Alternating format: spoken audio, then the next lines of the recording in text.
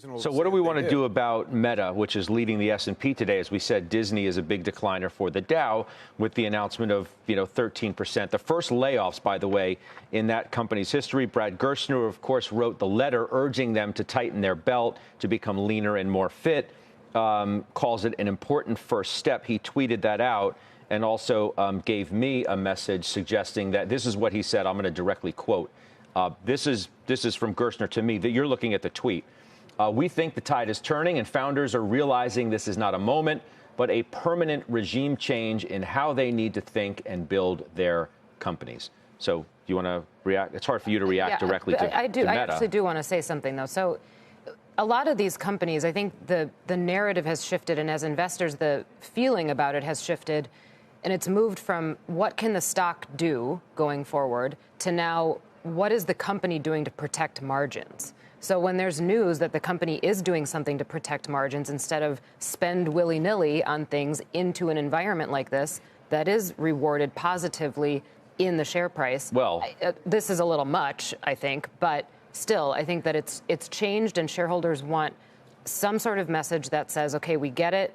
We're doing what we can to control costs and protect margins. Because, Joe, let's just remember we're only in a period of, are we even a full 2 weeks from when Meta reported? Maybe we're just about that time. Time just flies by. But on the earnings report, remember Gerstner had put his letter out right at that time.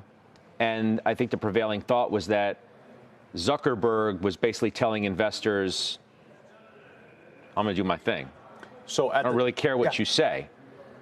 I'm going to do my thing. I control the vote. I know what I'm doing. Everybody else get out of the way.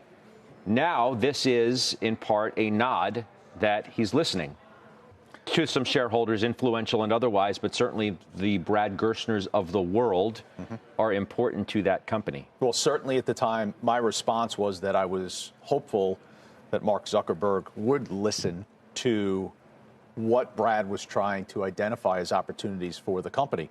But I also, ahead of the earnings report and after the earnings report, was incredibly negative surrounding the future of what this company could be. Now, with all that being said, what I will tell you is that what I am seeing for the very first time in this company is, if you study momentum, and it's a factor in the market, Jimmy, it's a factor in the market.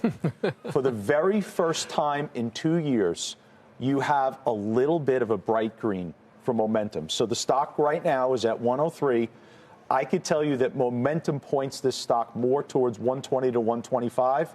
Then it does a return back down to 88 or 90. So before we move on, your view right now of growth versus value, when a good number of people are now trying to line up and suggest that this is value's real moment, not just a 2 steps forward, 1 step back moment, but a real moment where mega cap growth takes a back seat, that all of these other stocks are going to do much better in the months, if not years ahead than these. You say what?